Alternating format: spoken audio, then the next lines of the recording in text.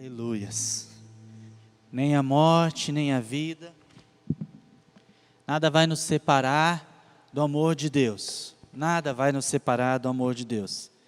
Nem as lutas que enfrentamos, nada vai nos separar desse amor de Deus. Que a graça do Senhor seja sobre a tua vida, a paz do nosso Senhor Jesus esteja no seu coração. Com muita gratidão, estamos em mais um culto da promessa, mais uma terça-feira, onde vamos ministrar a palavra de Deus. Nesse momento quero aproveitar esse começo, antes de começar a mensagem efetivamente, agradecer a Deus pela proteção do Senhor, em meio à tempestade que tomou conta aqui da nossa cidade, da região metropolitana, né?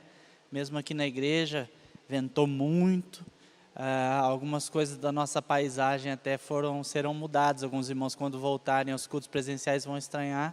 Infelizmente, aquela árvore que tínhamos bem na frente da igreja caiu. Mas nossa gratidão é que não feriu ninguém, né? Triste porque essa árvore já está conosco aí desde quando a gente mudou para cá, né? Desde que a gente veio para cá, faz parte da nossa história, né? Então, nossa gratidão, porque o Senhor está cuidando, né? Então, a nossa solidariedade a todos os irmãos, e cremos que vai passar essa situação, mas também a nossa solidariedade àquelas pessoas que hoje, por causa dessa tempestade, acabaram tendo algum problema, alguma circunstância que afetou efetivamente a sua história, né? Então, Deus proteja e guarde. Bom, eu quero ministrar ao seu coração a palavra de Deus nessa noite, e quero ministrar a mensagem de Jonas, Então, eu gostaria que você abrisse a sua Bíblia para uma leitura bíblica que está em Jonas, no capítulo 1, do versículo 1 ao versículo 3. Jonas, capítulo 1, dos versículos 1 até o versículo 3, é a mensagem dessa noite, a mensagem de Jonas, aquilo que Deus pode falar aos nossos corações, através dessa mensagem, através desse chamado profético na vida deste homem. A Bíblia está dividida em Antigo e Novo Testamento. A Bíblia está dividida em conjunto de livros, né? 39 livros no Antigo e 27 no Novo Testamento. Desses 66 livros, no Antigo Testamento temos uma divisão de livros do Pentateuco, os livros da lei, os livros históricos, os livros proféticos, os livros poéticos, os profetas maiores e os profetas menores. Sendo que profetas maiores e profetas menores não dizem respeito à importância desse profeta, mas ao tamanho do livro, né? E entre os profetas menores, né, nós temos Oséias, Joel, Amós, Obadias, Jonas, Miqueias, Naum, Abacuque, Sofonias, Ageu, Zacarias e Malaquias, os profetas menores. E Jonas é um desses profetas menores que estão contados ali no Antigo Testamento. E a mensagem da vida de Jonas é uma mensagem que é, inclusive, reiterada pelo próprio Jesus Cristo, quando fala a respeito dessa questão dos 3 dias. Mas vamos a essa mensagem. A Bíblia nos diz o seguinte: veio a palavra do Senhor a Jonas, filho de Amitai, dizendo: dispõe-te, vai à grande cidade de Nínive e clama contra ela, porque a sua malícia subiu até mim. Jonas se dispôs, mas para fugir da presença do Senhor, para Tarsis, que era uma outra grande cidade. E tendo descido a Jope, achou ali um navio que ia para Tarsis. Pagou, pois, a sua passagem e embarcou nele para ir com eles para Tarsis, para longe da presença do Senhor. Bom, a narrativa é bastante simples, é uma história que a gente conta na escola bíblica dominical para as crianças, e eu sei que há algumas animações, desenhos, inclusive desenhos das mais belas histórias da Bíblia, essa sequência de desenhos, as mais belas histórias da Bíblia, que estão disponíveis no YouTube.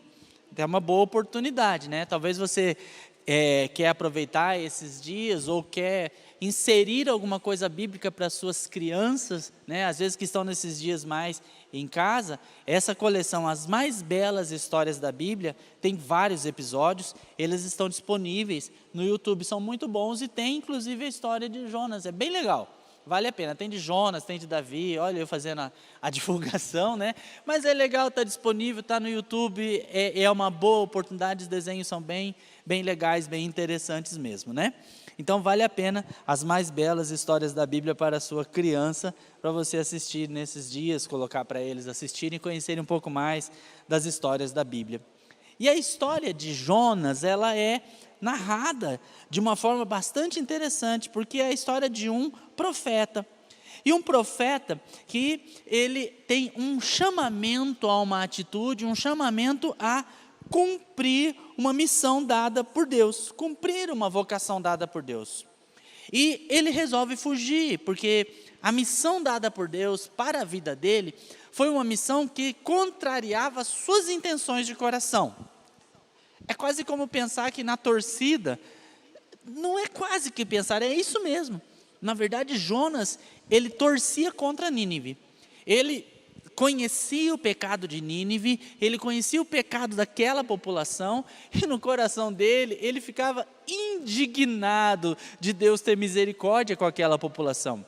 Ele ficava contrariado de Deus querer dar uma chance para eles. Qualquer semelhança pode ser mera coincidência, de muitas vezes no nosso coração nós não aceitarmos o fato de Deus ser misericordioso, mas Deus é. Então quando vem a palavra de Deus vem sobre a vida de Jonas dizendo, você tem uma missão, você tem que ir lá na cidade e você vai clamar contra ela.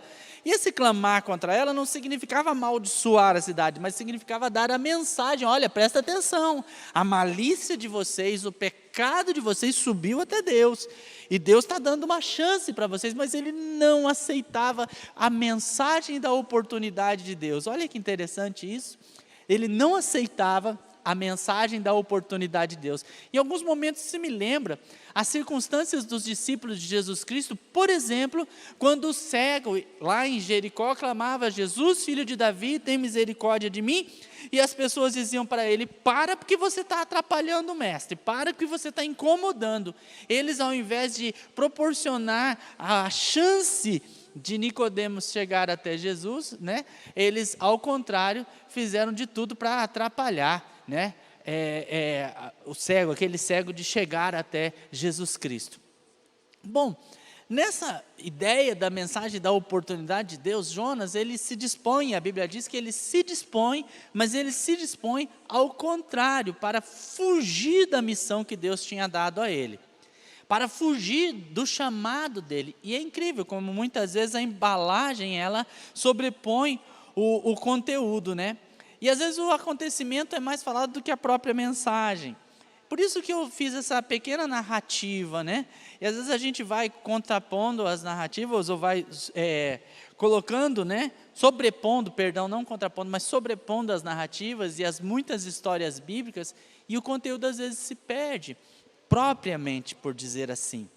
Mas eu gosto de pensar em algumas coisas, só para fazer uma introdução a respeito disso. Em primeiro lugar aqui, antes de entrar efetivamente no conteúdo daquilo que Deus mandou para a vida de Jonas, em primeiro lugar, Jonas se dispôs, e muitas vezes isso acontece conosco, nós nos dispomos, só que tem um mas, todavia, contudo, entretanto, Jonas se dispõe para fugir da presença de Deus. Porque ele conhecia a essência da mensagem de Deus, e ele conhecia a essência da mensagem da oportunidade de Deus. Então ele se dispõe, mas para ir para outro lugar, porque ele sabia que a presença de Deus traria uma chance para aquela população. Olha uma convicção que precisa estar no nosso coração, de que a presença de Deus sempre vai ser oportunidade para alguém que você pode até pensar que não merece. O chamamento e a presença de Deus sempre serão uma oportunidade. Por isso, a presença de Deus representar uma oportunidade que nós devemos sempre colocar na nossa mente, no nosso coração, na nossa alma. O que eu mais quero é que a tua presença, Senhor, vá comigo. Porque se a tua presença não for comigo, eu não irei.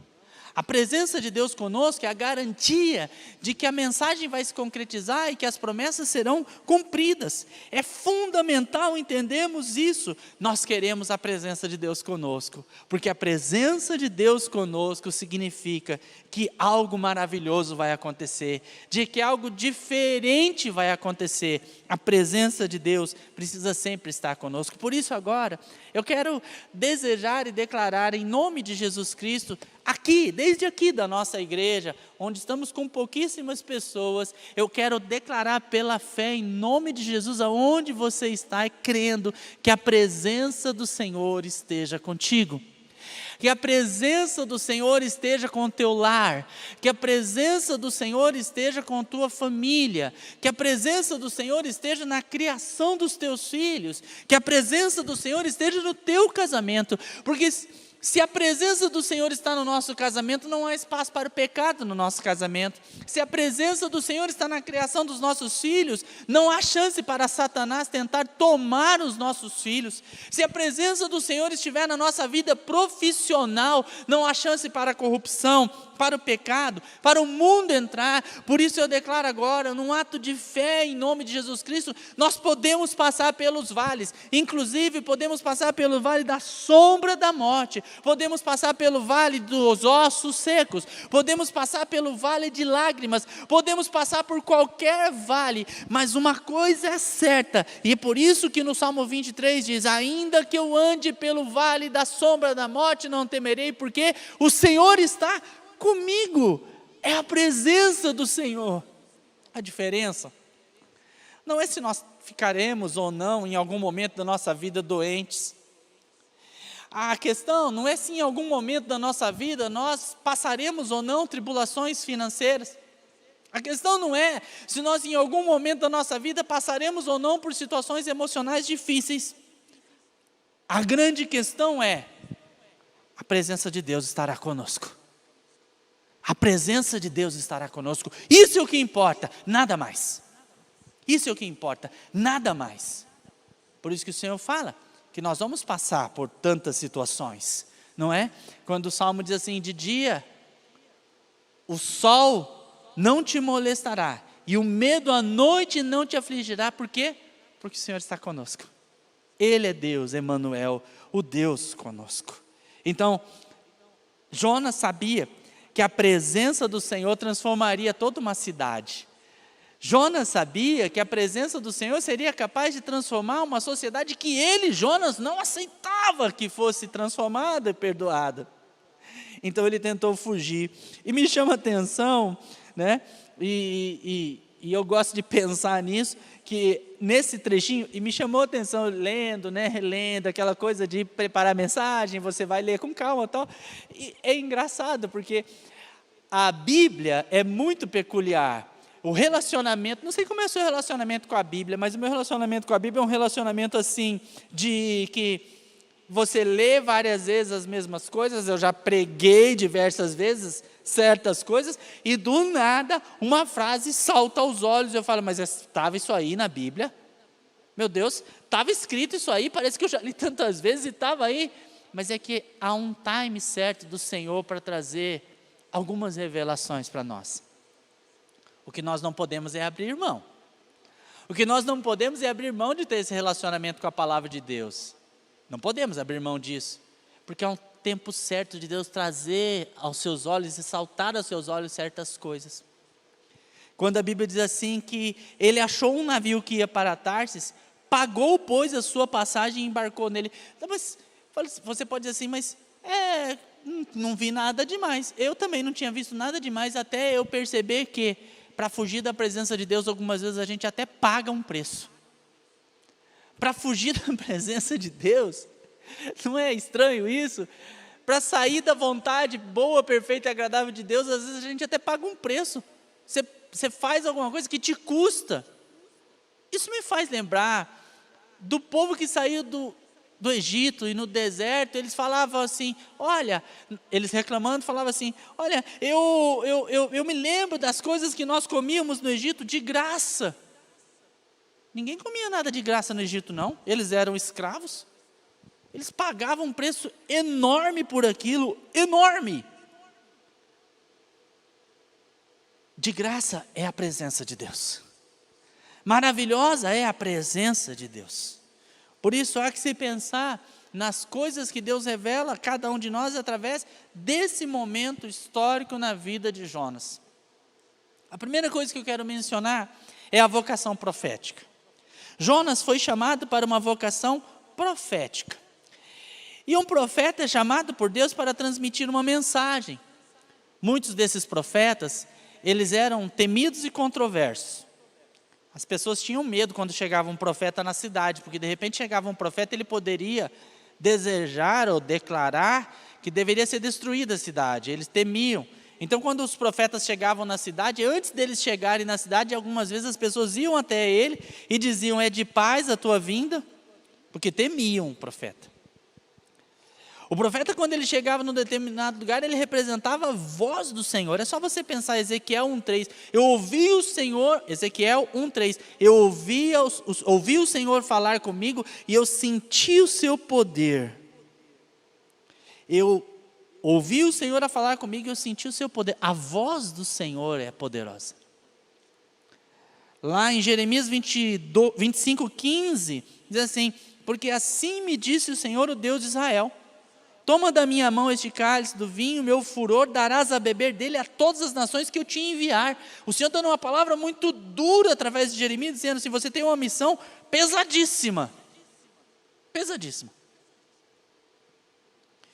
Isaías 38:1, naqueles dias, Ezequias, o rei, adoeceu de uma enfermidade mortal, veio ter com ele o profeta Isaías, filho de Amós, e lhe disse: assim diz o Senhor, põe em ordem a tua casa, porque morrerás e não viverás. Isaías 38:1. Olha que mensagem pesada. Você já imaginou Deus mandar te chamar e falar assim: ó, escuta, vai na casa de fulano e fala que é para ele organizar tudo, porque ele vai morrer. Vai lá. Eu não gostaria de ter essa missão, sinceramente. Agora é pior. Pega essa mensagem e vai na casa do rei. E vai lá e fala para o rei que é para ele organizar a vida dele, que ele vai morrer. Trato bastante dessa questão aqui no meu livro O Manassés, o impacto de um arrependimento. Porque é uma coisa que me chama muita atenção, porque aqui é um pedido, uma oração, depois: Senhor, protege, não me deixa morrer, tal, restaura a minha vida, e Deus dá mais 15 anos de vida para ele, e nesse período nasce Manassés. Agora, ainda que a mensagem seja muito dura, e ela é mesmo, a vida do profeta não seja fácil, mas essa é a vocação. Deus o chamou para isso.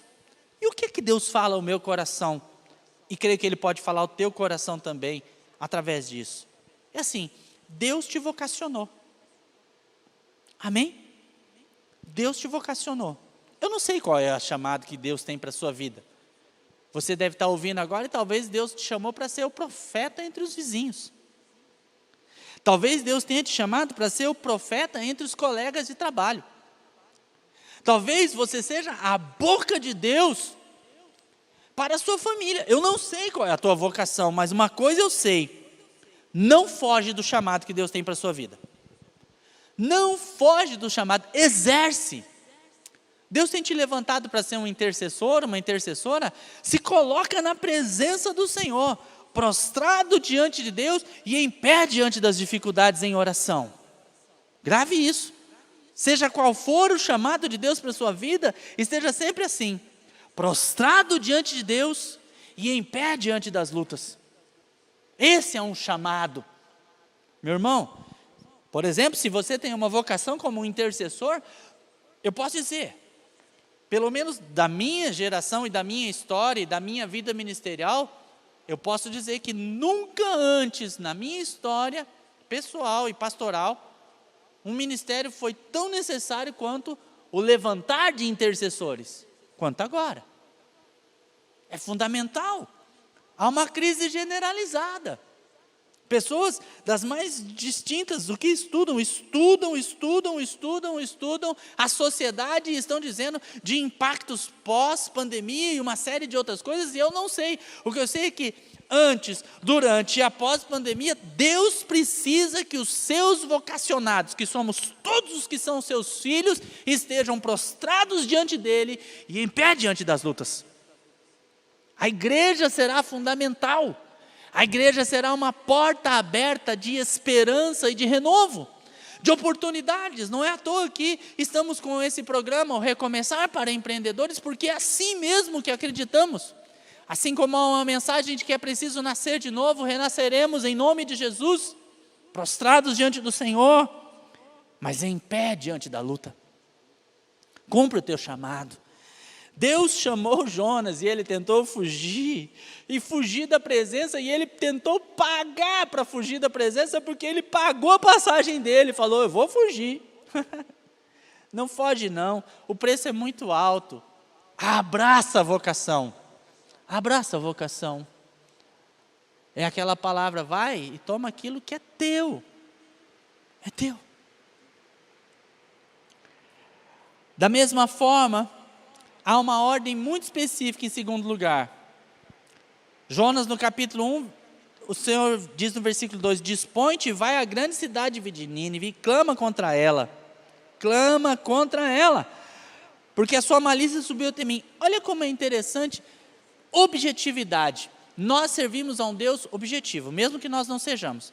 Há pessoas que são muito objetivas, eu acho interessante pessoas objetivas. Tem que resolver, resolve logo.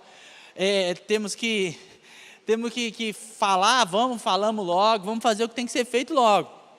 Deus é objetivo, e às vezes nós não somos. Jonas foi convocado para cumprir o seu chamado vocacional. A obediência é fundamental, por isso eu digo a você hoje, Deus tem um chamado para a tua vida, obedeça. Eu estava pensando a respeito da vida do próprio Jó, e lembrando do Jó, e pensando assim, se Deus tirar algo de nós, continuaremos a ser fiéis a Ele?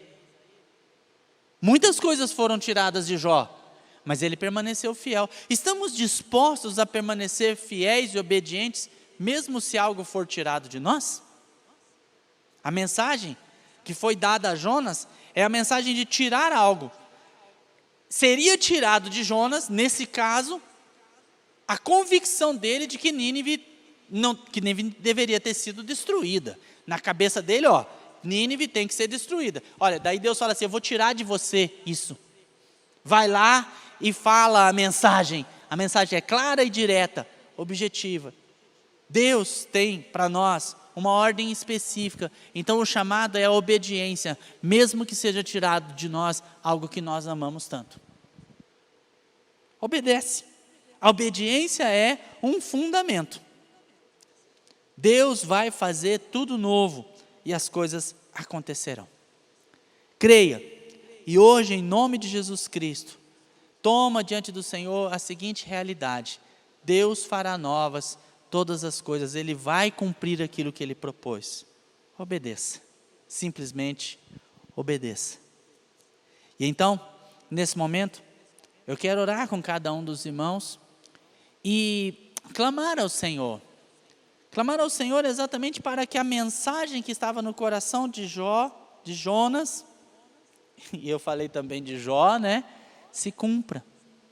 Clamemos ao Senhor para que isso se torne uma realidade na nossa vida. E que a presença do Senhor esteja contigo. A presença do Senhor esteja com a tua casa, a presença do Senhor esteja com a tua família. Se a tua presença vai conosco, nós vamos, Senhor. Se a tua presença não estiver comigo, eu simplesmente não vou. Nessa mesma oração, nós vamos clamar ao Senhor através das marchas de oração. E se você está em marcha de oração conosco, nós vamos clamar ao Senhor para que na tua vida se concretize o chamado de Deus. Seja você começando agora, seja você caminhando para concluir na jornada de oração. Senhor Deus, eu quero agradecer pela vida de cada irmão, cada irmã. Quero agradecer ao meu Deus, porque eu sei que o Senhor fará novas todas as coisas. E eu ministro agora, em nome de Jesus, sobre aqueles que estão em marcha. Eu ministro sobre aqueles que estão, ó Deus, sendo ministrados através dessa mensagem, a mensagem de Jonas. O Senhor sabe quem precisa e quem vai ouvir essa mensagem. Assim, ó Deus, eu peço que a tua bênção esteja sobre todo o teu povo e que nessas marchas de oração vejamos o cumprir do chamado do Senhor para cada um, em nome de Jesus Cristo, meu Deus. Por isso, toma a direção e faz novas todas as coisas, e que a mensagem da presença do Senhor, do cumprimento do chamado, da obediência e da fidelidade sejam completos em nossa vida. Seja assim a tua bênção, em nome de Jesus Cristo, para a tua glória, meu Pai. Amém, Senhor. Que o Senhor Deus abençoe sua vida, sua casa, proteja o seu lar. Sabemos que o Senhor é dono de todas as coisas e que a mensagem dele fale ao teu coração. Que a mensagem do Senhor cumpra-se na tua vida de tal modo a que você seja renovado cada vez mais e fortalecido no Senhor, em nome de Jesus Cristo. Senhor Deus te abençoe, em nome de Jesus. Amém.